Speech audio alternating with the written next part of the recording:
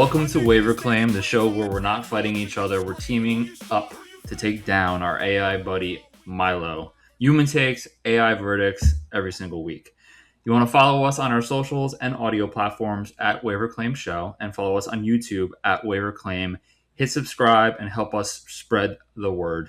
I'm your host, Rich, and joining us on the panel, we have our lovely co-host here.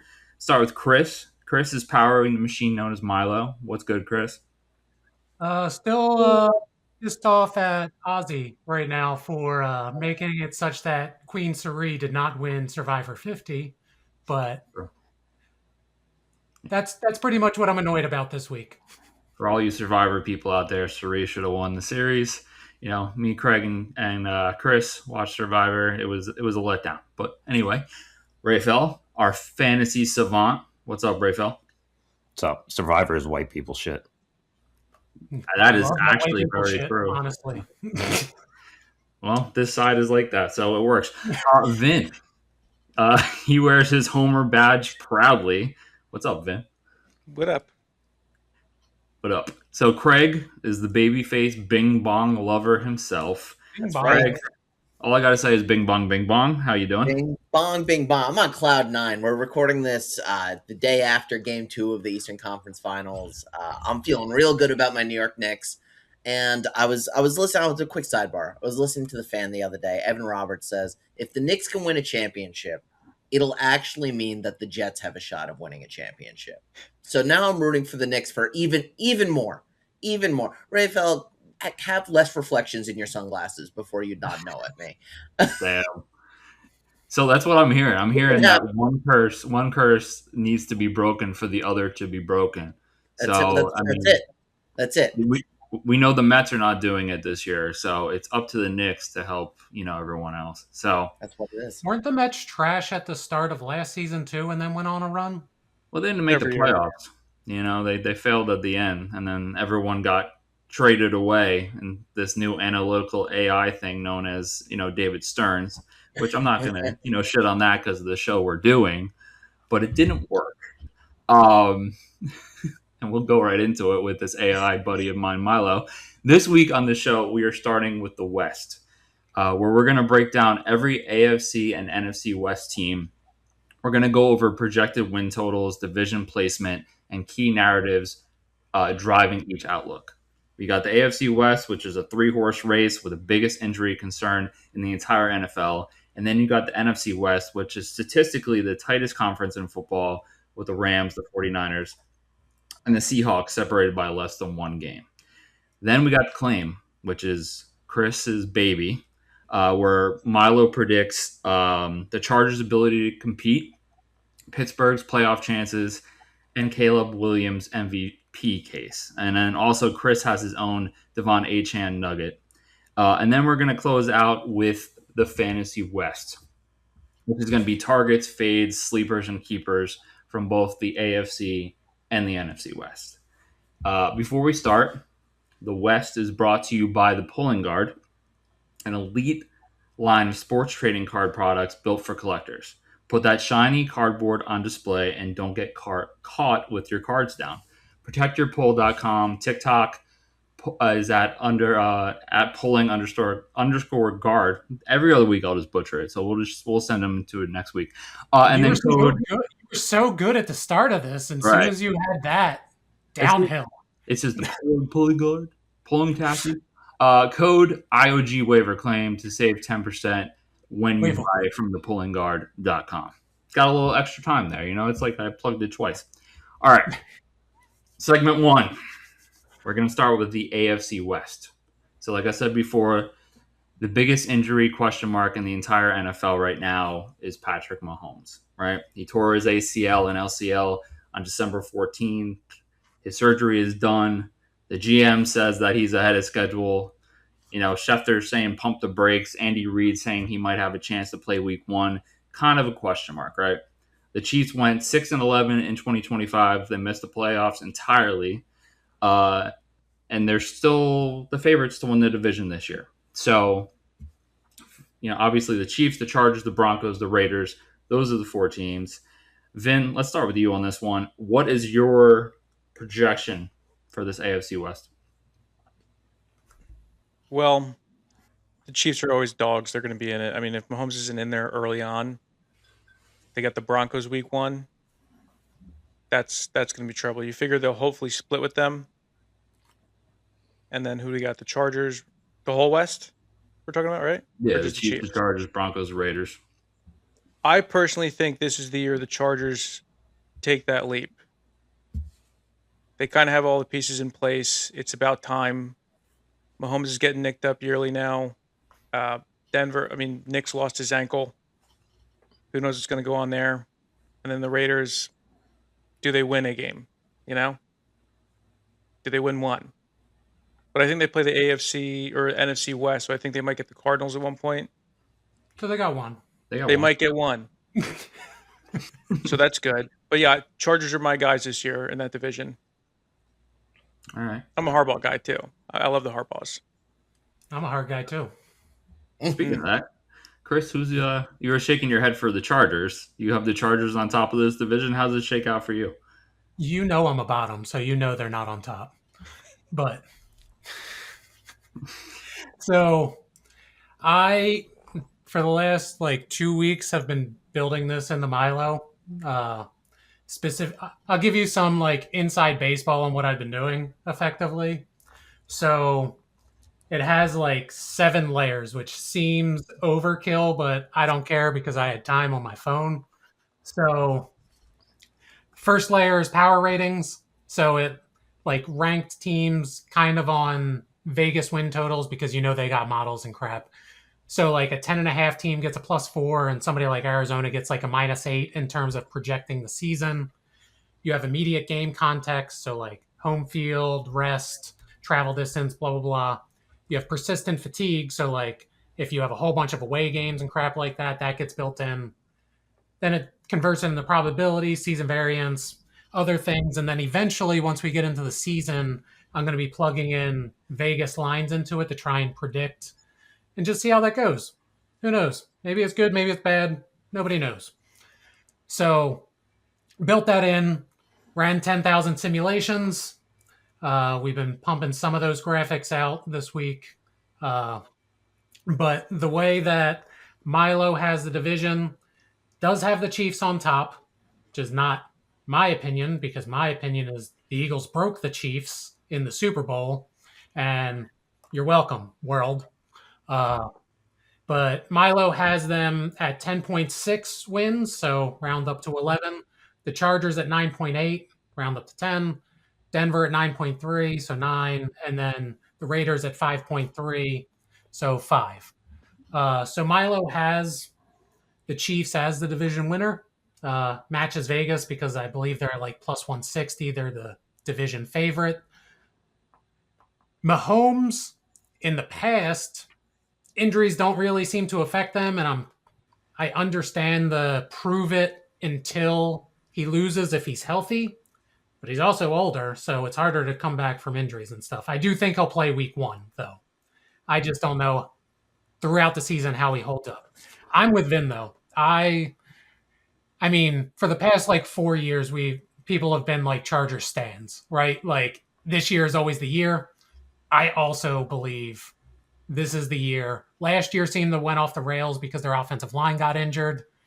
I'm well versed with that being the Eagles. When the Eagles go off the rails, it's because their offensive line gets injured. But I'm kind of in on the Chargers this year. I think they're going to do pretty well. I think they also win the division. But MILO has the Chiefs on top. Can I jump in here? Because I feel like I have the hot take here. I'm tired of hearing about the Chargers. I've been hearing about this is the Chargers year for 20 years, since Phillip Rivers was the quarterback. I'm tired of hearing about the Chargers. They're never going to do it. They're a cursed franchise. They're the most mediocre franchise. They can never get it done in the playoffs. Justin Herbert is soft. He disappears come wild card weekend. I'm so tired of hearing about the Chargers. I'm so tired of hearing about the Chargers. I mean, listen, Knicks are this is the year we break the curse. The Knicks are their own problem, and fan biases aside. But if we're looking purely at the stats, right? The Chargers, they never get it done. And if I'm looking at their roster, I'm not overly impressed by anyone on the Chargers roster. So I don't get where all of this is like, oh, they're finally coming together. Maybe that's just me, but I think they'll forever be LA's second team, and they're not gonna get over the hump. They're not gonna. I am with you that me personally, I am not as high on Herbert as the general NFL community. I think he's good. I don't think he's top 5, which I think that's just because he's a pretty white boy that throws a tight spiral. Mhm. And that just like sets people off. Like I agree he's soft. This feels like the year to me, but that's been said for the last 4 years. Like I prefaced with that.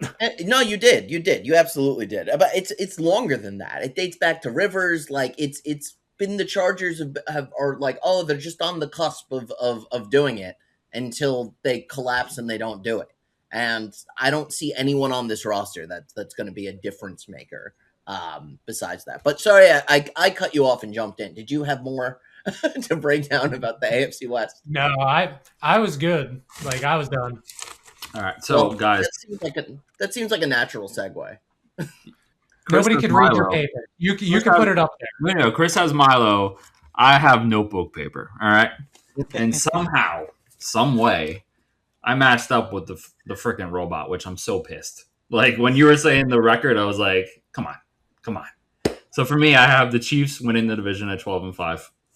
I have the Chargers at 10-7. I have the Raiders at 5-2 and the Broncos at 9-8. So the Raiders 5-2. Interesting. 5-12. 5-12. I could do math. Wow. They were crushing it in the first 7 games, and they went downhill real quick. 5-12. So they lose 10 straight. Yeah, I mean, like the Chargers. Like I'm in the middle on the Chargers. I love Justin Herbert. I do like Harbaugh a lot. I have Herbert on my dynasty team. He brings in some wins when Lamar goes down at the end of the year. I'm a little biased, you know. So he's a good fantasy quarterback. If we want to talk fantasy, that's a whole different conversation. And we're going to in Fantasy West segment 3. Fantasy is not wins. I'm with him. Right, it's wins for me, so I love him. I hope he does. He does the best he has ever done. When I have Mahomes, he dies on the field. So, obviously the Raiders are in a rebuilding year. Can you redraft him just to prove my Eagles killed them point correctly? You want me to draft Mahomes again? Yeah, I will. Thank you. Ball to me, sure, absolutely.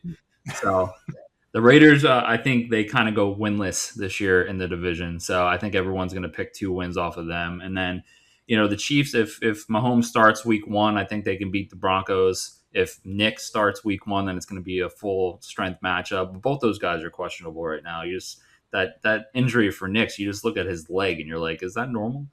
So that one's a question mark right now. But yeah, the Broncos I originally had at 11 wins, but I went back and I'm like, I think they take a slight slip this year. So Chiefs, Chargers, Broncos, Raiders in that order for me. Raphael, what do you got? I'll stow it down there. Just eyeballing it. I kind of disagree with you on the Broncos. I actually have the Broncos and the Chargers at the top of the division. The Chiefs have an early bye week. They have a week 5 bye week. And then they happen to play 3 games in the span of 11 days around Thanksgiving. That's going to be rough, especially for the rest of the season, I think. So I actually have the Chargers going 11-6. I have the Broncos going 11-6. It'll be a toss-up between them for the division. And then I have the Chiefs going 10-7. And I actually have the Raiders going 6-11, which I was actually surprised that I was able to find 6 wins for them. It was really shocking. As far as the Chargers, one thing that didn't get brought up is they have Mike McDonald now. Say what you will about him being head coach, but he's an awesome coordinator. He's definitely a boost for this offense, and I think he can unlock even more potential that Justin Herbert has, in my opinion. Yeah. So we're all very different, it seems, on this, which makes for a good podcast here. So we got some Chiefs, we got some Broncos, we got, Isn't McDonald the Seahawks guy? I think you. Yeah, I'm sorry. It's somebody with a similar name. McDaniel. That's my McDaniel. Oh yeah, Miami. Yeah. Yeah. He loves to wear capris and he loves to help. No, I'm in on him as a coordinator. He shouldn't be a coach. Yeah. I like McDaniels. It's definitely a boost. I'm glad that he's out of my division as the Dolphins head coach. I think it wasn't so much him as a coach. I think it was the players that kind of were on the field. And I'm glad that he's no longer in the AFC East. So, all right. Well, AFC West is going to be broad. It could be literally anyone's division minus the Raiders. And we're going to go to something similar. It seems like another three-headed monster here with the NFC West. Right now, the Rams are projected to win at 39.1%. The 49ers are at 30.7%, and the Seahawks are at 30.2%. So that seems like pick your poison. Three legitimate contenders, really no separation. Cardinals are, barely a professional football team. So we'll start with me. I saw that the Cardinals are underdogs in every single game on the calendar this season. As they should be. Yep. Even against they play the Jets. Let's slow down. Yeah. Well, I mean, like I have the Cardinals winning 2 games, and one of them is not the Jets. I gave them a win against the Commanders for fun, and who else are they beating? And the Saints for fun. That's kind of a toss-up for me. But I had the Jets actually beating them. So for me, this division, I have the Rams at 13-4. I have the Seahawks at 12-5. I have the 49ers at 10-7, just because injuries happen every single year to that team. And then the Cardinals at 2-15. So obviously, I think the 3 top teams make the playoffs. And I think, once the 49ers get in, they have a chance to catch fire. But this is, for me, it's the most fun division in football.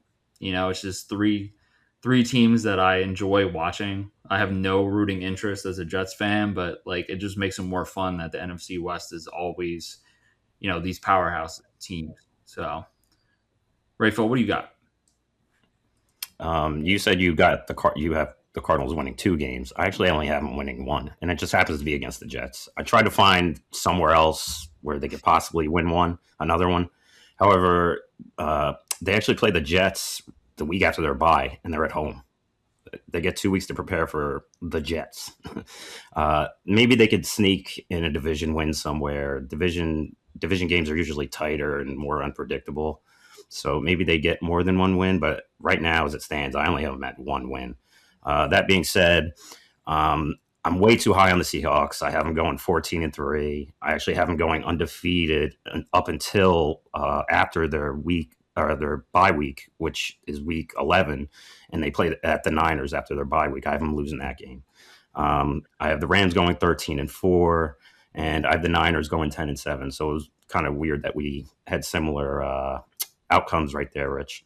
For the Niners, injury is always a thing with them. It happens. It's always a long season for them. And they also have a 4-day turnaround between week 14 when they're at home versus the Rams and week 15 when they have to travel on the road to the Chargers.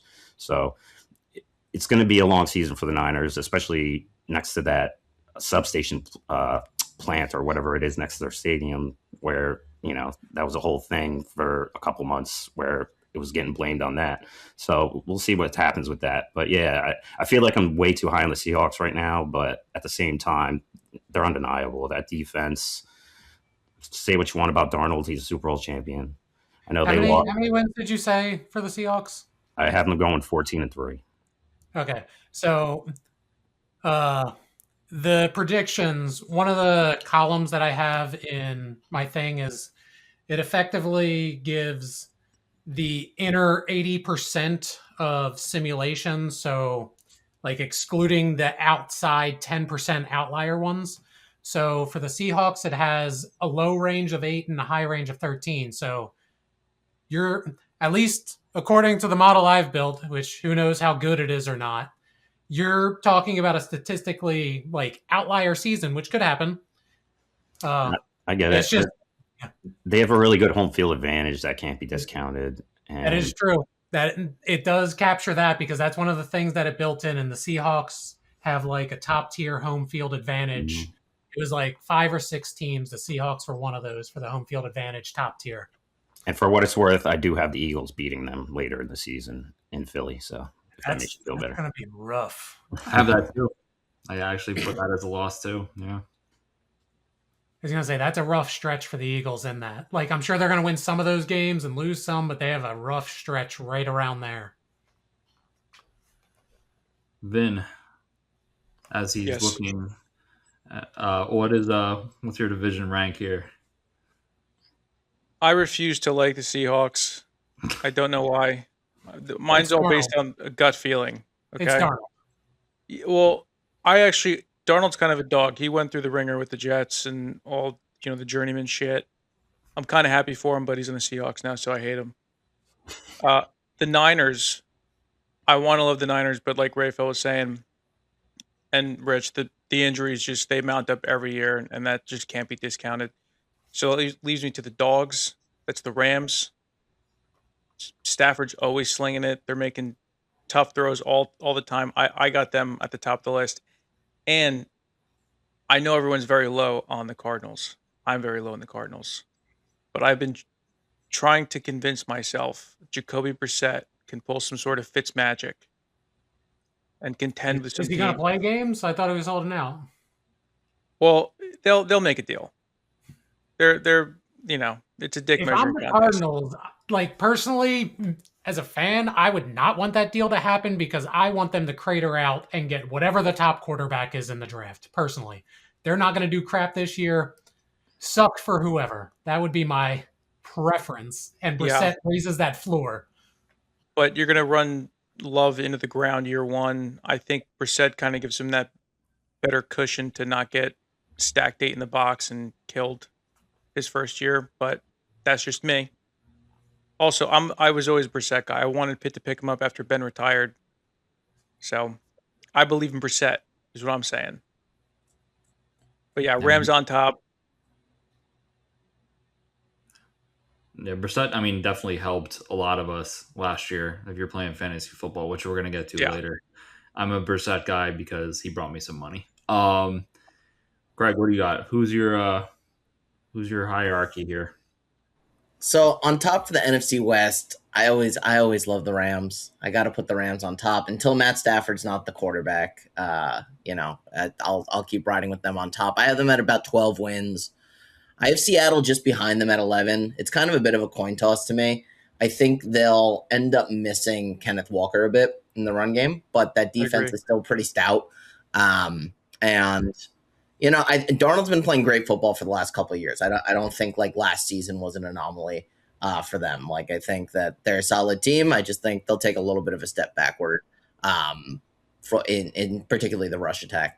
San Fran, they're in the mix. I have them at 10 wins. I think they're going to start to go downhill a little bit, if I'm being perfectly honest. I think I'm not a big believer in Brock Purdy. They really do have an injury problem that they have not been able to really address, and I don't know what the formula is to do that, but it seems to be every year they're missing a good half of their lineup, and they have really great coaching, but until you can kind of solve this injury problem and get consistent talent on the field, it's going to be a problem. And then Arizona, of course, is in the basement. I gave them 3 wins, but that was more just out of pity than anything else. They may not win a game. So that's my NFC West.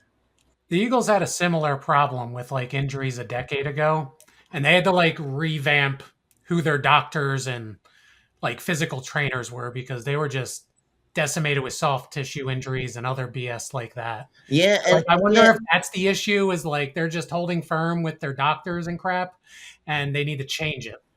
Yeah, obviously Bing Bong, Knicks hat. But, a season or two ago under Thibodeau, you had people spraining their ankles and having a lot of soft tissue and hamstring. And the Knicks haven't seen a lot of that this year, knock on wood. But, it's true. Like there's some stuff going on in whether it's the practice schedule, the facilities, your doctors, whatever it might be, that goes unnoticed, but it seems to be consistent for the last 5 years that we're saying San Fran would be the best team in the league if only they didn't have so many injuries. Electricity. Yeah. Yeah, exactly. It also has a lot to do with the field itself. If you're just looking at MetLife alone, people just don't want to come into East Rutherford, New Jersey, because they feel like they're going to tear their ACL in half or their Achilles or whatever. I'm hoping that Giants game doesn't matter in the last week of the season because I'm terrified. You should be. I mean, like, as a season ticket holder in the past, like, I've seen so many gross injuries in front of me because they just refuse to go natural grass. Besides for FIFA, which you're going to have the World Cup there, and hopefully, they keep it grass for the love of God because the players want grass. There's no reason to change it back after that.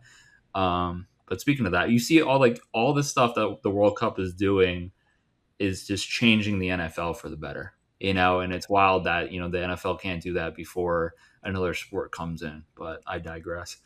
All right, before we go to the claim, anyone have anything else on these standings? Yeah, I was going to say, you don't want Milo's opinions on this? I do. I was going to have you lead into the claim, but by all means, go ahead. So Milo has it similar order to everybody else. Rams, then toss up between Niners and Seahawks, and then Cardinals in the basement. Specific predictions are 11 for the Rams, 10-10 for the Niners and Seahawks, and then 4 for the Cardinals. Have you guys looked at the end of season schedule for the Rams? That crap is brutal. Like, you have like 2 Seahawks, you got like 49ers, you got Packers, and maybe the Chiefs or something. You got the you're looking at your notepad. I don't have that in front of me, but it was right in my brain. Yeah, I'll say it for you. So it goes Packers, Chiefs, 49ers, Cowboys, Seahawks, Bucks, Seahawks. Ended. That is a brutal stretch to the playoffs. Yeah. Like, that stretch is gonna decide if they win the division or not, likely. I think probably they do, but that is a rough stretch. And I mean, Vegas is thinking the same things. They have the Rams as the favorite. Like, overall, I think it's plus 800. Milo has their upper outcome as 14 wins. And then for the Seahawks and 49ers, they have 13 wins as the upper possibility in that middle 80%. The basement for the Cardinals with Milo is 2. So I'm on board with they're going to be an O for team because they are trash unless Brissett plays. If Brissett plays, I think he's going to get some wins, honestly.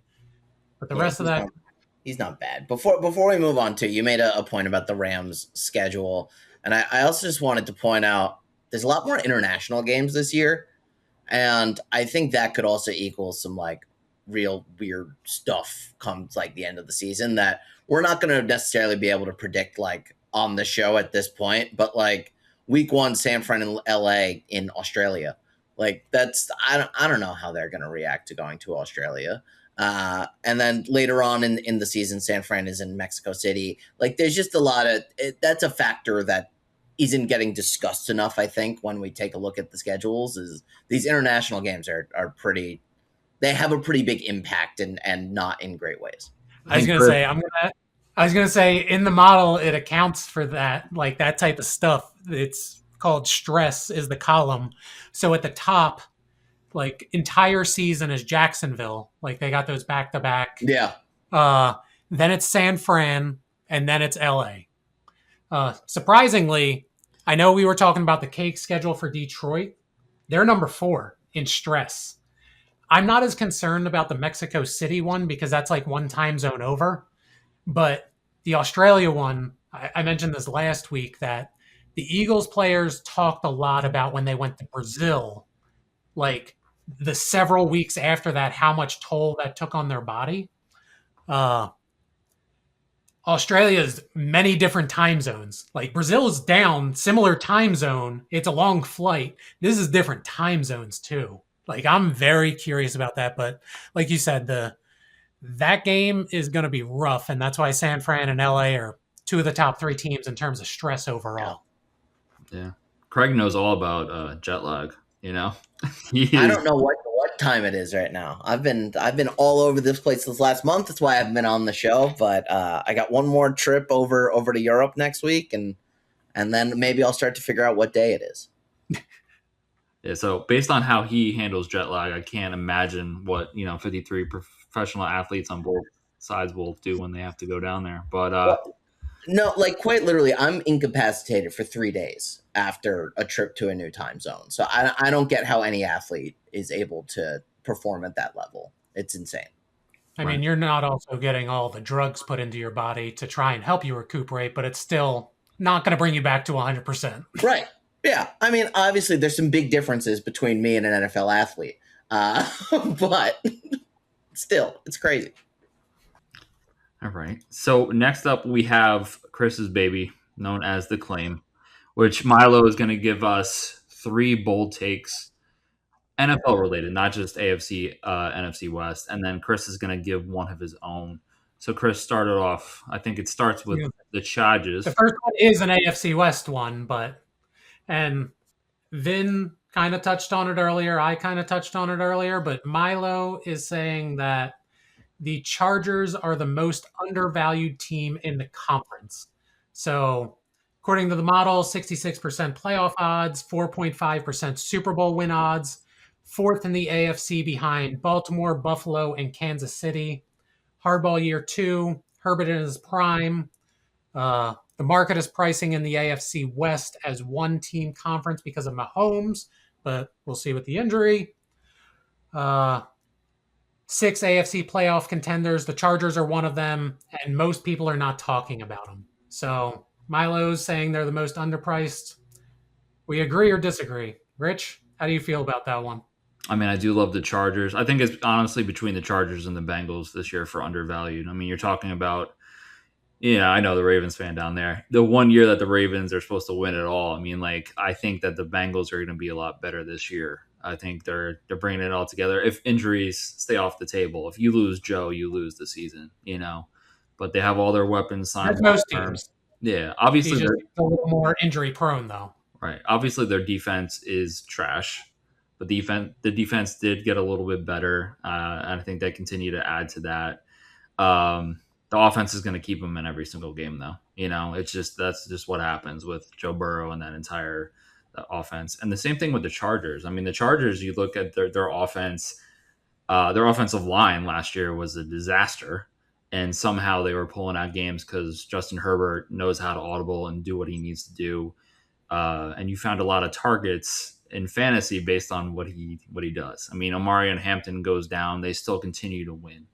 And the coaching, that's coaching. And I think on both, I mean, the Bengals don't have a great coach. The Chargers do.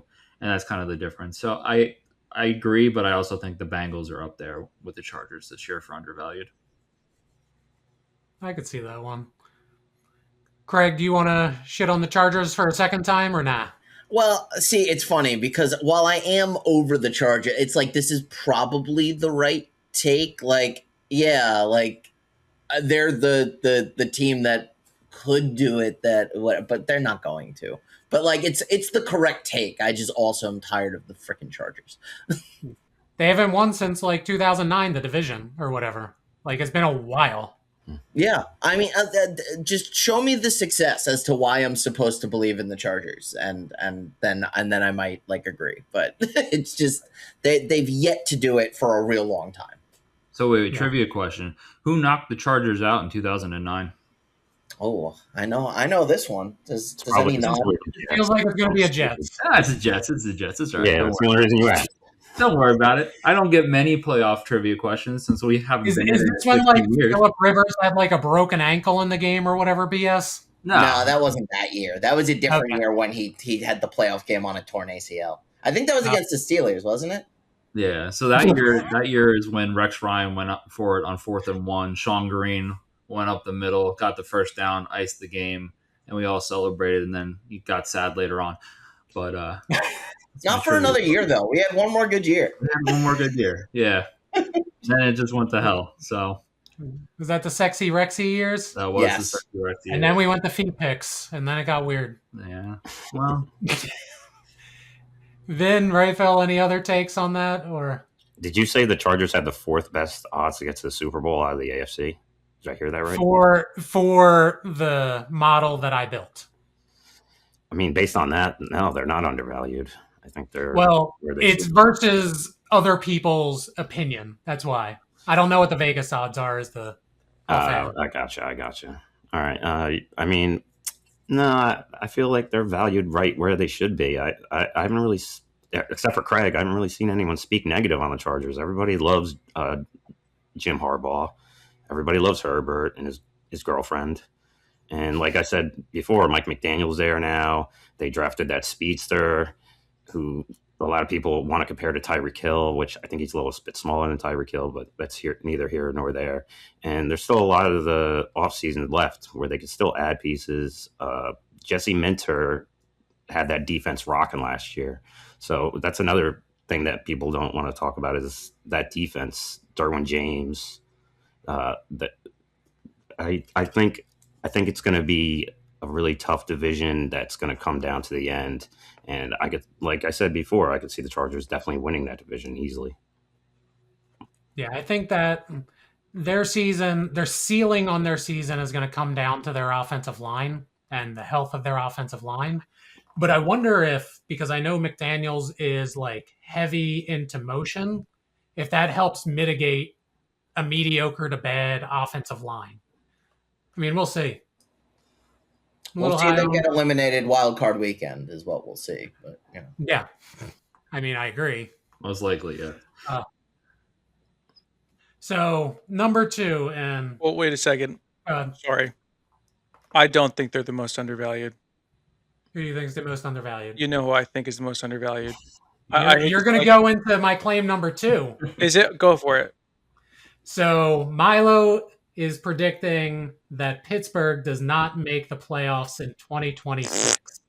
So 35% playoff odds, the model's majority outcome, 65% of the simulations ends with Pittsburgh watching January from home. Rodgers is 42 on a 1-year deal. This is the last hurrah. Mike McCarthy, fraud. In year 1, their playoff push opponent difficulty is ranked 6th. Yep. 6th hardest. Steelers present as a playoff team, but the model does not grade it well. You tell me why they're the most undervalued team. Then. Well, Joe Burrow and Lamar Jackson have a daddy, and his name is TJ Watt. Their numbers are not great versus the Pittsburgh Steelers defense. We have a new scheme, new coaches, and totally new offense. And the offense does not use the middle of the field for the past, since Ben left. They just didn't, no matter who we got in there. Bunch of new players. Better. I think the defense got a little bit better on the back end. How do they not repeat? They just won the division. What are we talking about? I think that coaching change is going to be a bigger hit than you're thinking, and I don't think you have the right quarterback under center. Tomlin stinks. Rodgers is a Hall of Famer.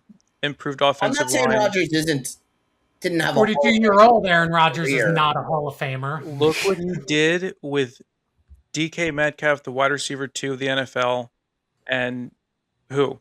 Name me the Pittsburgh Steelers wide receiver 2 last year. Calvin Austin. No.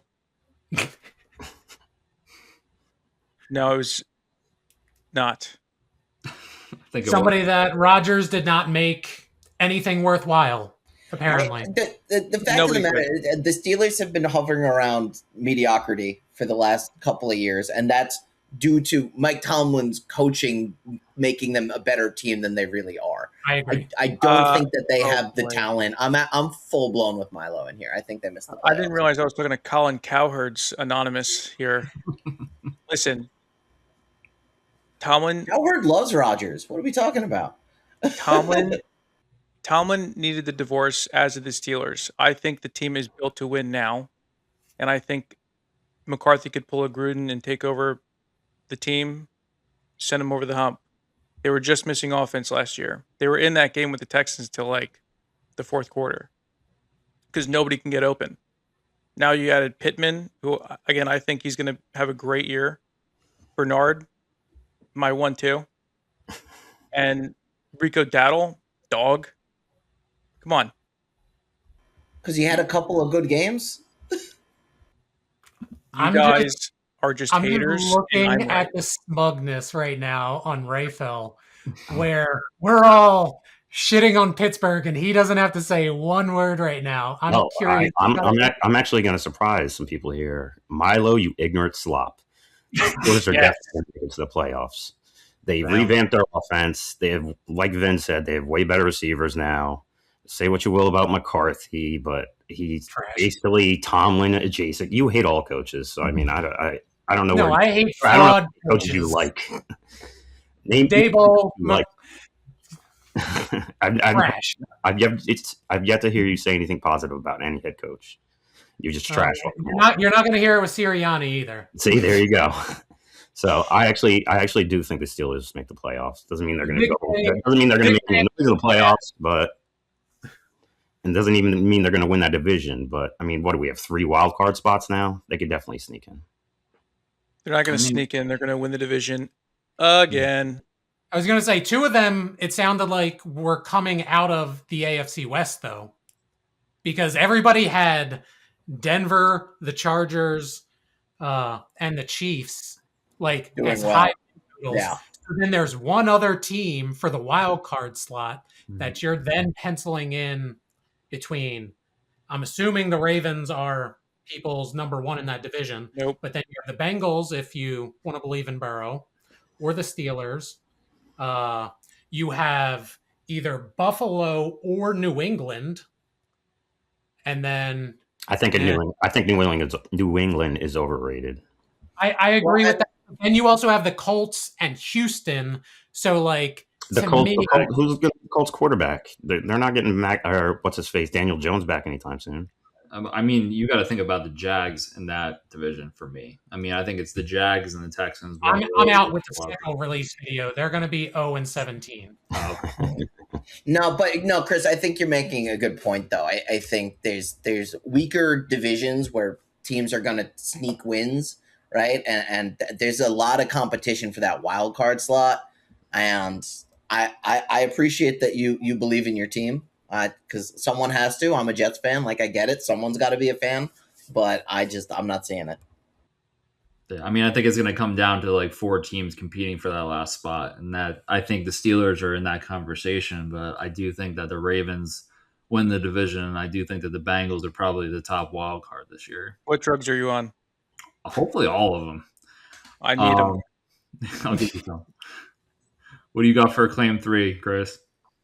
So Milo is saying Caleb Williams enters the MVP conversation before the Week 10 bye. So year 3 leap, Ben Johnson offense. They're predicting the Bears 3-1 through the first 4 weeks. We kind of touched on it last week. That week 7 through 9 is a little bit of a gauntlet for them. You got the Patriots, you got the Seahawks, and the Buccaneers. So if he's able to if he goes on that hot early run and is able to like look pretty decent in that tough stretch, people may be talking about it. I'm a Ben Johnson believer. I'm a little bit less so personally on Caleb Williams. So I'm probably out on this take, but I could see where it comes to fruition. Anybody feeling spicy one way or the other? I actually really like this take. I'm a big Ben Johnson believer. And last season, I kept waiting for the Bears to be bad, and it just never happened. Like, every time I went to watch this team, and I kept waiting for Caleb Williams to be who I thought he was, it just didn't happen. He always looked like a good quarterback. They always looked like a good team. I think they're going to take another step forward this season, and I can definitely see – I'm not saying he's going to win MVP, but I can definitely see us talking about Caleb Williams having an MVP-like season come the bye week. It's like I almost see it as like definite. Like, I would bet money on it if we could, but it's very specific. Maybe Kalshi has a line. I actually agree with Craig on this one. If I'm not mistaken, the Bears actually led the league in offensive plays run last year. The year before that, it was the Lions when Ben Johnson was their coordinator. The year before that, it was the Lions when Ben Johnson was their offensive coordinator. So Caleb Williams is going to get a lot of plays to make a lot of plays, so to speak. And he definitely has all the right pieces around him. So even with the fruity nails, I think he will be an MVP contender. Yeah, I don't think we're saying he's going to win, but just in the conversation, Vin, Rich, you on board with Milo and everybody else or nah? Yeah, I mean, I agree. I had them last week being, 6-3 going into the bye. If you're 6-3 with the hardest schedule in football, you have to be in the conversation. And I think the Bears kind of continue that throughout the year. They're in a really super hard division, but I love Ben Johnson. I don't know if I love Caleb Williams. I definitely didn't before, but I mean, he's kind of proven me wrong. He knows how to win. Those final seconds, that was all Caleb Williams. They're not competing this year if not for him. So I'll vote for him. MVP Williams. Let's go. Anything different, Ben? He'll definitely be in the conversation, but you got those late minute heroics that could have gone either way and thrown off your back foot, fadeaway jumper type. Homeboy, shit. You're not talking about late minute heroics being a bad thing when Aaron Rodgers is your quarterback, right? No. But I'm saying we're depending on that, like, because that was like the good. But also Rodgers kind of, he throws darts. We're going to move on to my fourth, which is my take. So, a week or so ago, Achane signed his 4-year, $64 million extension. I don't think anybody's saying Achane's a bad player. Miami's projected for about 5 wins this season, lowest in the AFC. My take is Miami doesn't make the playoffs by the time that contract is done. So that's by 2030. So here's my issue. Yes, I agree. I think New England's in for a little bit of regression, but you still have the Bills in that division with Josh Allen for a long time. So, and you have the Jets, who I love a good process team. You got Chad Pennington 2.0, apparently, even though, let's be real, their quarterback is next year's draft. But either way, so theoretically, you're going to have an up-and-coming Jets. You got Josh Allen, and you have the reigning Super Bowl losers in your division. So they're going to have to be the wild card team very likely in that span. And I just don't see it. The only way I see it is if they get the number 1 pick, or if there's like 2 or 3 top quarterbacks this year and they just hit on that dude, because that changes the franchise. I just don't have the faith. What do we got? Dolphins. I just want this to be true. So sure. Yeah. I'm going to pull a Vin. Dolphins stink. They're not a real team. They're not, the third best in Florida. They should be relegated. Dolphins stink.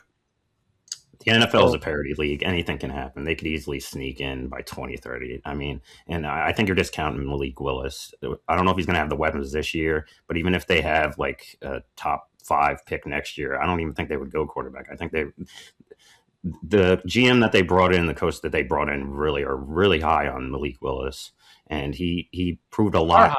I agree with you. They are very high. Well, they were with him in Green Bay, and he was doing a lot of good things in Green Bay towards when Jordan Love was hurt last year.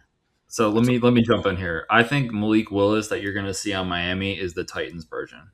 So I feel like he was surrounded by a whole crew of people that made him the best he was in Green Bay.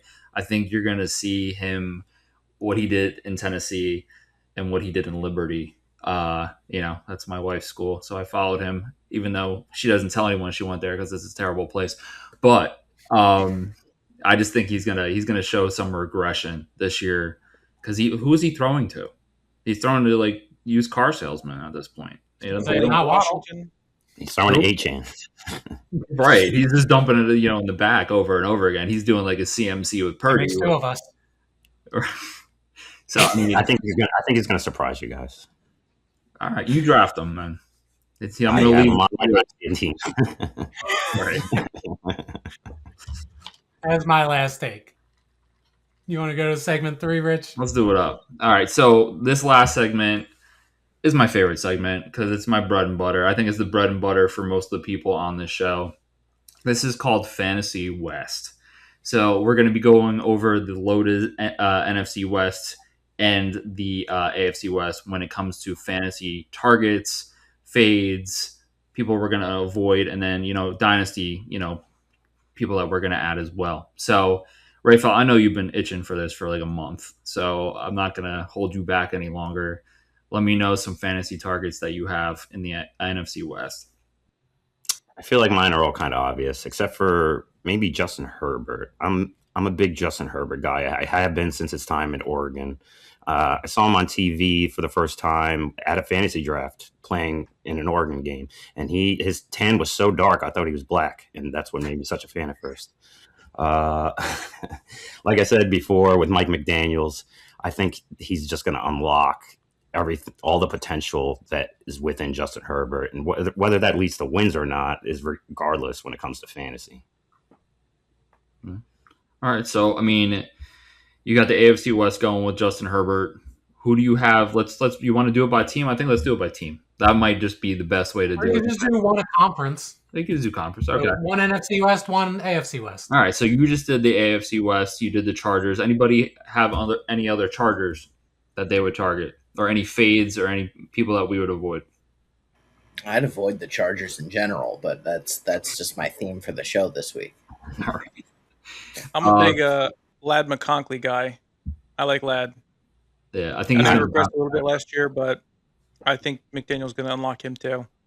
I think Brennan Thompson, I want to say his name is. I think he's going to have some games here and there. I don't know how rosterable he'll be, but I think he's going to have some huge blow up games, and then a week later he'll have nothing. So we'll see. And then we want to go into a different. Well, actually, that's the NFC. I was going to say I had Herbert in the AFC. Fades Mahomes, because a lot of people pump up Mahomes just because of the name in fantasy, and he never yes, best quarterback there is. That does not mean you're the best fantasy quarterback.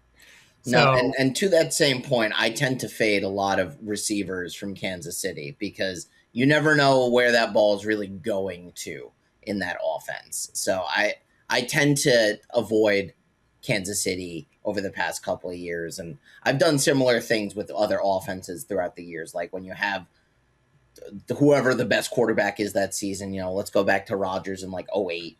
The wide receivers were hard to kind of pin down. Right, of who's he slinging the rock to? I don't know. So that's a general rule of thumb for me. It should also be pointed out teams with one good player, and that's typically who I try to target. It should also be pointed out that Mahomes had a good fantasy season last year, but that's because he was running a whole lot more than he usually does. I don't think he's going to be running a whole lot this season, considering the injury from last season. And Rashee Rice, every time I think of Rashee Rice or I see news about Rashee Rice, I just think of that scene from Liar Liar, where one of Jim Carrey's clients is looking for legal advice after he stuck up another liquor store or something, and he just yells into the phone, "Stop breaking the law, asshole!" Every time I see news about Rashee Rice, that's what I think of. Vin, I know he's on your team. How do you feel about him? Are you going to trade him? Are you going to cut him? Are you going to keep him? I'm forced to keep him because his value, like every year, is nothing. I was getting first round offers before the playoffs last year, but we don't rattle and I don't sell, and I made the playoffs and I got my ass kicked. But whatchamacallit, you got to keep him. You got to keep him and just hope he just has a nice 17, 18 week season. I was going to say, there's nothing you could sell him for at this point right now. So you just have to and hope for the best. But he is one of my buys because of that. I think his value is going to fall a little bit because of what he's doing off the field. So when I see him, down there, I'm 100% going to draft him if he falls. So he's actually someone on my target list this year. He's a knucklehead. He is, but I mean, he can catch the ball, All right, so for me, I mean, let's just start with the Rams. We'll do it that way, because they have a powerhouse everything, and I feel like everyone's going to be happy with anyone you take on the Rams. For me, I got Puka, clear cut wide receiver 1 in fantasy, no doubt about that. You got Kyron. Not worried about him being a knucklehead? No, he's fine. He's he learned from his transgressions. I think he'll be fine by week 1. You're so brave that Puka take, Rich. Well, I mean, I have a whole list, but it's fine. Kyron I kind of have in the middle. I don't know if I would target him or not. I mean, last year he was running back 17. It's just a toss up. If he falls, that's someone I would go with. And then Matt Stafford, he's my guy until he's retired. He's a Georgia boy, and he led the league last year. I mean, I feel like he's going to go out. I think he's going to be on the up until he retires. I don't think he's going to ever drop down this year, next year, whatever it may be. I think he's going to be good. Does he drive 130 miles per hour as well since he's a Georgia boy? I'm just curious. No, he broke the mold. So he avoided all the potholes in Detroit, and he navigates the LA freeway pretty nicely right now. So he's an outlier for that. You feel real good about that sentence? That was smooth. I feel real good about that, honestly. Yeah. It's like almost premeditated. And then, Devontae Adams, they were talking about trading him. It never happened. It didn't really make sense for me of why they would do that in the first place.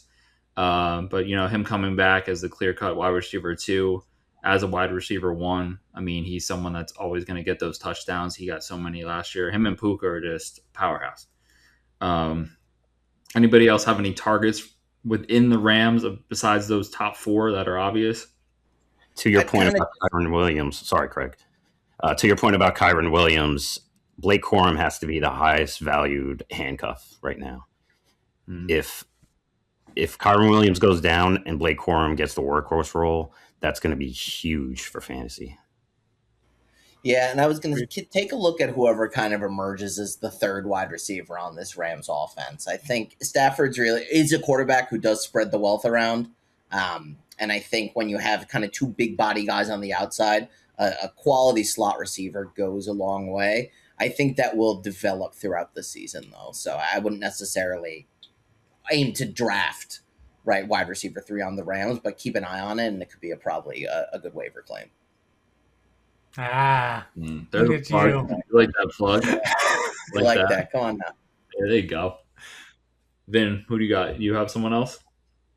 I agree with Rayfield, Blake Corum, but also the tight end room. Stafford's always liked his tight ends. I know they're kind of dart throws, but someone might come out of the pack. Who was the guy last year they had? I want to say Ferguson or something like that. Yeah, so they have Ferguson, Parkinson, and Higbee, right? Yeah, they drafted a guy this year people are high on, but Parkinson, I think, was the guy. He was a little bit younger, and Stafford really likes him. Why not? Big body in the middle. You got the 2 guys on the outside. I wouldn't mind taking a tight end out of that room. Yeah, Blake Corum. Just to that point, I know we're not there yet, but let's do it now. My dynasty stash is actually, Max Clare, the tight end from the Rams, because I feel like he's going to be the guy that ends up as the clear-cut 1. I really liked his play style in college, and I feel like the Rams have 3 of the same tight end, and he's kind of the outlier. So I know I'm going to be tipping my hand completely during the show, so our dynasty league is going to be screwed. It's fine. But Max, I'm worried about that too. Yeah, honestly, we're just destroyed. So we're just going to be, it's going to be over, but it's fine. I feel like Rayfield and I always end up drafting players that we hate each other for drafting because I wanted them or he wanted them. Yeah, and then you just snake them just because you got to. You know that the person wants them, and you're like, I don't really want them, but I know he wants them, so I'm going to draft them. Well, we don't even talk about it, but it's like that motherfucker just took my guy. It's the only reason Will Howard's still on my dynasty team. Yeah, there you go. What are you going to do about that now? Are you going to still hold him? I got Malik Willis now. He's the future. Okay. There you go. Good. I'll take him with one of my 3rd picks.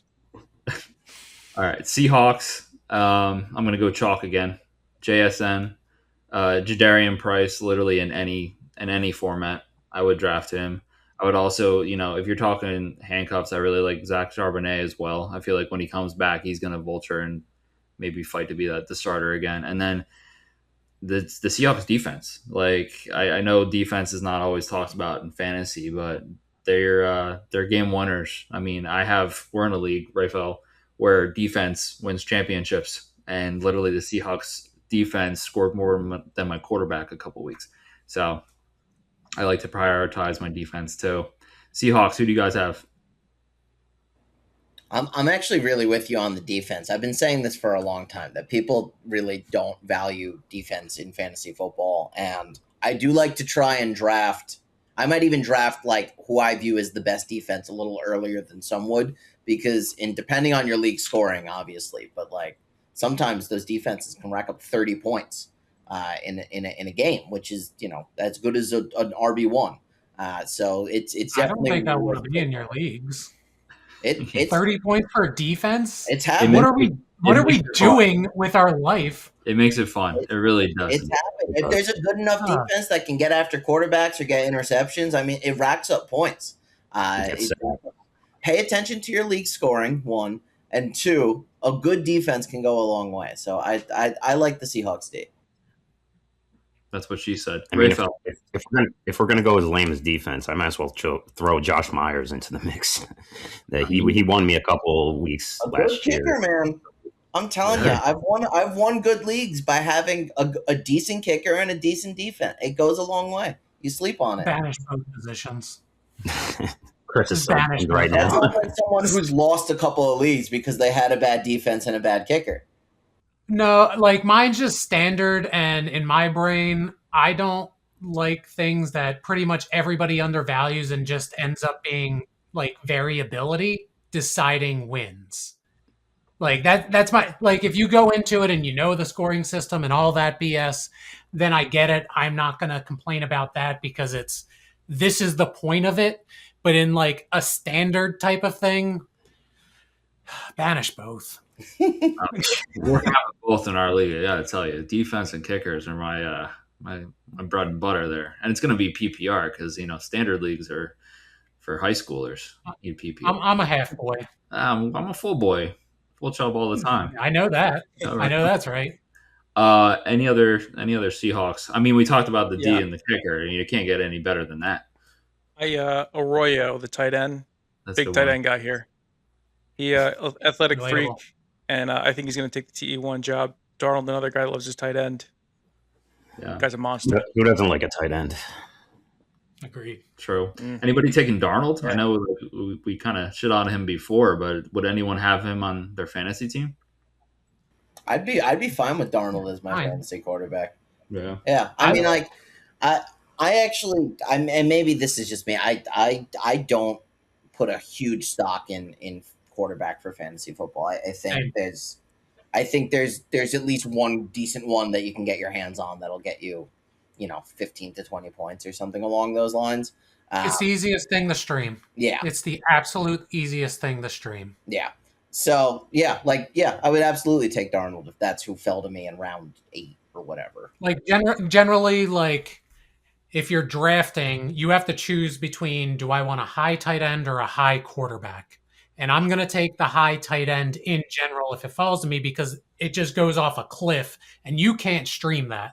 That is just trash city. Quarterbacks, you could stream. You could find the number 25 quarterback rated in the league playing a garbage defense and be above at top 10, like, for that week. Yeah, I mean, that's unless you drafted Brock Bowers last year. That had to be rough for the people who drafted Brock Bowers early last year. Yeah. I mean, your lead in about tight ends is where I was going to go with it anyway. All the teams that I win championships with, I stack tight ends. So in my dynasty leagues, like, I'll have a Kittle, which I'm about to talk about. I'll have a Bowers, and then I'll have another high-end tight end. I mean, this year was Fanning. So I was rolling, there was a couple weeks where I was rolling 3 tight ends deep, and those guys were scoring running back numbers. So is that a little guy? Yeah. That's gross. Yeah. 3 tight ends deep. Damn. All right. Now I got to dig myself out of the hole. Anyway, George Kittle is one of my league winners. Every title I won, Kittle was on the roster in Dynasty. Even though they have a wide receiver 1 now in Mike Evans, I feel like he's right up there with him. And we know Mike Evans doesn't last the whole year. So with that being said, Kittle also has injuries. But, I mean, I always draft Kittle pretty early. So he's one of my guys on the 49ers. I also have McCaffrey, chalk. Mike Evans, I think he's going to do exactly what he did with Baker Mayfield last year. And then because of that, I also have Purdy. I know you guys are lower on Purdy, but as my backup, I have absolutely no problem. Fine as a backup. Purdy. Fine as a streamable quarterback. No issues. I'm going to disagree with you a little bit on Kittle, Rich. I think his time as the top tight end target in the NFL is starting to come towards an end. He's had the injury history over the past few years. I don't think he's getting the consistent points. Now, granted, I don't necessarily have a replacement for you because the tight end position has been just garbage the past couple of seasons. If it's not Kelsey from, like 2 or 3 seasons ago, there's no one. Kittle feels like Kelsey adjacent of like last year or two, where it's like top guy, underwhelmed now.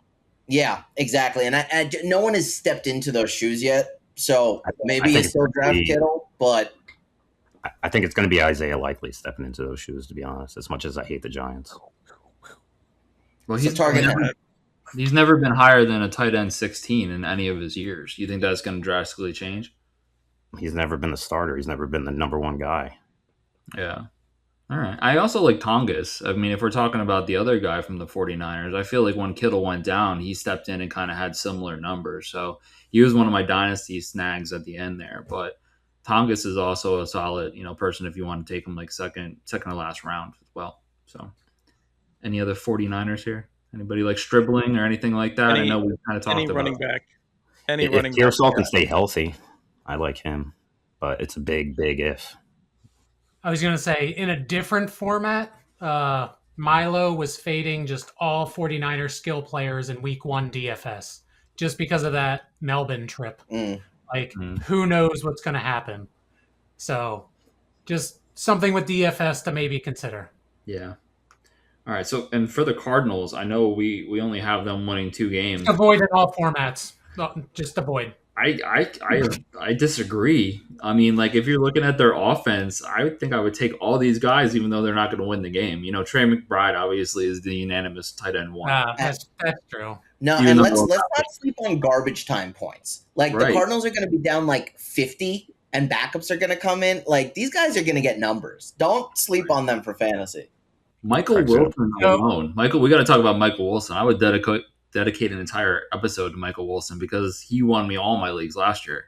You have Michael Wilson, you put up like 30 points a game, and that's who's throwing it to him, and that's Brissett. So I have no problem having Brissett as a backup third string in Dynasty.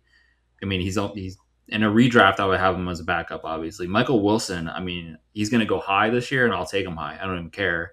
I think he's a better for that offense right now than Marvin Harrison is. And then Jeremiah Love, obviously, in all formats. If you get him in Dynasty, you have to. So this one was more so quarterback related. When I was saying that, I got a little hyperbolic. But Brissett, who knows what's happening with him? Minshew, I love him, but you are a mid-tier QB2. Like you don't want him. And then Rich has been on Carson Beck for a hot minute. Off of Carson Beck. Don't ever put me on that, man. I never want to be anywhere near that man. I will get a TRO against that. Give me my 3 tight ends, but no Carson Beck. Carson Beck. He's gotten brought up every episode. He's going to literally go to the wrong sideline after the coin toss. Like, that man does not know colors. He's not going to be able to throw it to anyone on the field. But go ahead. I'm not going to even clip it this week. I think it's dead. But, like, still, I hate that guy. Go ahead. No, that was it on me. All right. So then we're going to the other conference here, AFC West. Fewer studs, but still pretty loaded, We just talked about McBride. We got to talk about Bowers. We got to talk about, Genty and then Cousins. I have Cousins on the Raiders. I know you guys probably don't have that. But Bowers, without a doubt, he's going to bounce back. If it's Cousins throwing to him, if it's Mendoza throwing it to him, it's going to be better than Geno throwing it to him, which, might suck for us. But Genty, he started off very, very slow last year, and then he kind of picked it up as the season went on. I think he's going to be better this year than what he was last year. And then Kirk Cousins, for me, all he does is throw it. He might not throw it to the right team all the time, but he's going to have a ton of yards. And with, Bowers, he is going to get touchdowns. I mean, one of my fades is literally the entire Raiders wide receiver room. You got Trey Tucker, you got Beck, you got Naylor. I don't know who's going to be the guy. So I would avoid them completely, but I feel like, the quarterback, he's going to fly. I just thought you were going to say, I don't even know who these guys are. I know them because of Dynasty, but like not many people do. I mean, if you're playing redraft, they're going to be like, who is Jack Beck? Who is that guy? Anybody have any other Raiders? Vin? I like Genty this year. Kirk Cousins is going to get him the ball in the flats and shit like that. So I think he's going to have a really, really good year. And I kind of like Naylor. He was pretty pretty decent for the Vikings, and I think he's going to get a little volume. That guy Beck, he was kind of a nothing burger last year. It's open. It's a dart throw at any of those receivers. You might get someone because Cousins made Mooney relevant. True. So because Milo had Genti as a sleeper as well, as much as a sleeper could be with that. Because, like, I mean, top 5 pick in fantasy. I feel like how could he be a I sleeper? was going to say last year was rough. Like, as somebody who drafted Genti and then maybe got a little excited when he was allowed to stand tall in the backfield and he went off for a game, and then it came to nothing after that for the most part. But I think like just a sleeper in terms of like where their ADP is probably going to be. you got Kubiak, right? I don't follow the Raiders that closely. They got the Seahawks offensive coordinator. Yeah, because they had offensive line. So, but as a sleeper, I mean, are we talking about first round sleepers now? Is he going to be a first round? Like legit? Like I feel could easily see him going in the first round of every draft. I was going to say I think running he backs get wins. so overvalued because if there's a good one, you have to take them. Well, so here's the thing. Like last year in my redraft league, or not keeper league, like I think I got Genti at like 6 or 7. So some of those like top running backs would have been kept already, and I got him at 7, and then he had like an average underwhelming. He feels like a second rounder to me. Honestly, like I feel like he's going to be in the second round somewhere. Yeah, high twos. I would say so. Yeah, he would be someone I would let fall. I mean, I'm not as high on Genti as most, but like he is a top 10 running back if you look at stats. That's sort of where I'm at. Like I think someone in your league is probably going to take him in the first round, right? Like I was gonna say Fantasy Pros has him at number 12 overall, 1 spot ahead of Achane, 2 spots ahead of Barkley. No. A bit of even though he's a starter on the Raider offense, a sleeper, I do like Trey Tucker. Why not get the kid's like number 1 wide receiver on that offense in there that you could steal late? Yeah, I mean it's a dart throw, like you said. It could be any of those guys. Yeah. Chargers we touched on a lot. I mean we did the targets already. I just want to add Gadsden to that. I really think even though Njoku is here, I think Gadsden's still going to eat as the tight end 1. And then Amari and Hampton, I mean, before he went down, he had a 77% snap rate. So those are 2 guys I just want to add there. And with that being said, I'm fading Njoku. You know, I think he's a very talented tight end, but I feel like, Gadsden's going to be the favored target there. And we talked about Njoku in fantasy tight ends is like real life Chargers for me. I've drafted him a lot. He never does anything. I'm happy to fade him. There you go. Chiefs, I have Kenneth Walker, and we talked about it before. I feel like he's gonna continue that Super Bowl trajectory in Kansas City, even though he lost his job to Charbonnet. I feel like he's gonna be the Super Bowl version of himself. And then I told you guys Rashee Rice. I'll take him late because no one's gonna want to take the risk. A little jail time doesn't hurt anyone. Walker kind of feels like somebody who's going to likely pop off the first like 4 weeks just because they don't want Mahomes to get injured. And maybe somebody you should trade high. Even though he's still probably going to produce, you may be able to get like good value if you trade him like week 4 or 5, something. Yeah. What do you guys think about Worthy this year? Worthy is always a question mark for me. I don't usually take him because he's a deep threat or bust. That's a best ball play, right? Yeah, pretty much. Where would you guys take him if you had to take Worthy? Where would he be? I mean, he was an MVP in the Super Bowl against the Eagles, right? When he racked up like 200 yards in the 4th quarter. Right. When they were down 107 points. Yeah. 40-6. Yeah. I wouldn't want him as my wide receiver 1, if that's what you're asking. No. I mean, for me, I wouldn't want him as my wide receiver 2, if we're being honest. I mean, no, he's someone who I maybe wanted my flex. Like if he fell to me late, I wouldn't be mad at it. But he's a boomer bust type player, right? Yeah, and it really depends on like the structure of your team. Like if you have like solid producers in your initial spots, then you could take the potential like high variance player. Right. I agree with that. All right. So I mean, the last team we're talking about is the Broncos, which we have different views on. I have them at 9 wins. I think Rafael, you have them at 11 wins. The real question mark coming in for me on this team is what Waddle is going to do. Is he the number one? Is it going to be Cortland Sutton? For me, I would draft both those guys. Sutton has won me a few games. Waddle hasn't. I get him when he goes down with the injuries, and I feel like that happens every other game.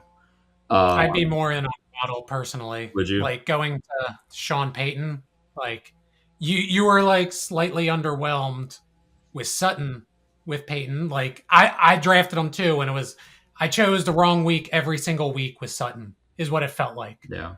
So give me Waddle in that situation. Well, you also have Troy Franklin, who's a nice bench stash if any of those guys go down, because he produced a lot last year. Yeah, he's on my dynasty list. So yeah, for Franklin, I would definitely take late.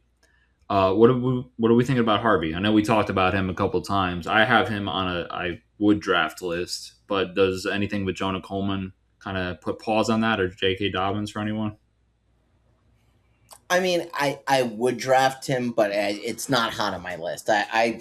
This is kind of why I like the best player on bad teams strategy, because there's less of a back by committee thing on those teams. Like Love on the Cardinals, he's going to get 1 billion reps.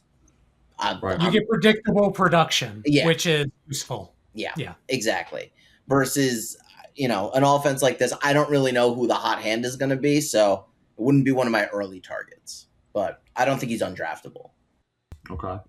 Rafael, who do you any other Broncos you want to add here? Any fades? Any people we want to avoid on the Broncos? I'll just say that I'm a believer and take a believer that however you want. I have him as a fade. I mean, like, just for me, you got to look at the man's ankle. It just doesn't look right, and that could be completely blown out of proportion. But at least early, I wouldn't draft him early. And I know I keep saying that. A lot of people follow me. Not all these people are going to follow me. I'm probably not going to end up with him because I'm going to wait. But I don't think I would, dive in to Bo this year. I don't think anyone's really drafting him early, though. That's the thing. You could probably say. So I looked into, like, he had a broken ankle, right? Yeah, is the thing. Mm-hmm. So that's like 6 to 9 months. Nice. That they predict for like a broken ankle. So he's going to be back in training camp-ish. Like, he may have that slow couple of first weeks, but after that, whatever. Find a streamer for the first couple of weeks. Yeah. I also have another fade on the Broncos. Marvin Mims for me. I always think that he's going to be something. Now I think, I wouldn't take him at all. He's always like, hey, he can catch a touchdown on anything. But was he ever a Jet? Because he feels like he should have been a Jet. That was Denzel Mims, and he sucked. So Marvin is somehow better than Denzel, but still someone I would fade. I think if he falls like really late, he's not someone I'd be afraid of as a flex. Marvin Mims Jr. I think they have very big body receivers on the outside, and I think Sean Payton's offense is dynamic enough where Mims could be like the touchdown goblin, like down in the red zone. Like that seems like it's going to be his role, which for fantasy is like right in my sweet spot. Mims feels like a special teams player to me. He feels like a what player? Special teams player to me. Yeah. Special teams make special players, special plays. What was that? You would know. I don't know. It clearly didn't matter. All right, so my just to go through it, I have 2 more fades. I got Marvin Harrison Jr. early just because I really like Michael Wilson. I know we didn't really talk about Marvin Harrison. What do you guys think? I mean, last year it was so underwhelming. It's kind of scared me off a little bit. He was wide receiver 27. So what do we think about fading Marvin Harrison? Stuck in purgatory with those QBs. Whoa. I think he kind of turned it around a little bit when Brissett took over, but he got the injury bug too. So like he produced, then he was out, and then Wilson took over as you mentioned. But I think they could be a great 1-2 punch. Fitz, Bolden, Timu. The other fade I have before we got to the total dynasty stashes here, Actually, this is an avoid, is J.K. Dobbins. I avoid Carson Beck, and I'm going to avoid James Conner. I think we talked Conner to death. I think we know that he's in a running back by committee, might not even make the team. Carson Beck, I'm not, you guys know. And then J.K. Dobbins is kind of the same. I feel like he's borderline going to make the roster. So everyone agree? Yeah. Okay. I like that. And then to end with my dynasty stashes, I have Jonah Coleman, the running back for the Broncos. I got Justin Jolly, the tight end from the Broncos. Sean Payton really loves his tight ends, and I think he's going to be the one that kind of separates from the herd and might beat Evan Ingram out. I got Rashid Shaheed, wide receiver from the Seahawks. Max Clare, the tight end from the Rams. I got Trey Harris, the wide receiver from the Chargers, which I know Ray Fell is high on. And then I got Emmett Johnson, the running back from the Chiefs, who I think takes Kenneth Walker's job when all is said and done. Anybody have any additions before we end this lovely show? No? I think you nailed it. Nailed it. Cool. All right, so thanks for tuning in.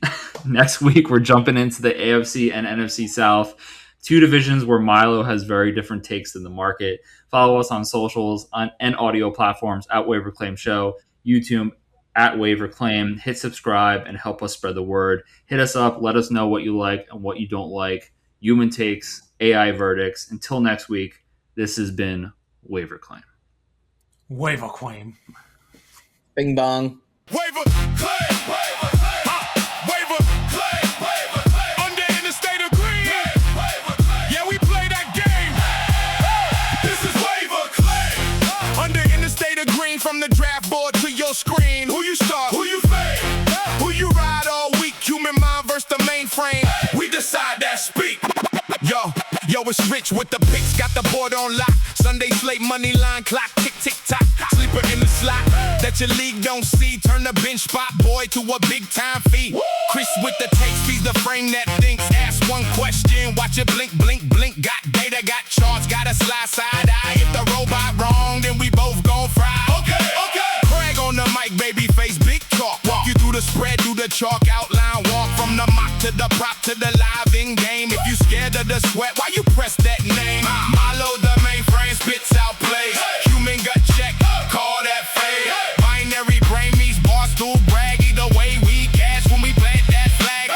This is WaiVER CLaiM. Under in the state of green, from the draft board to your screen. Who you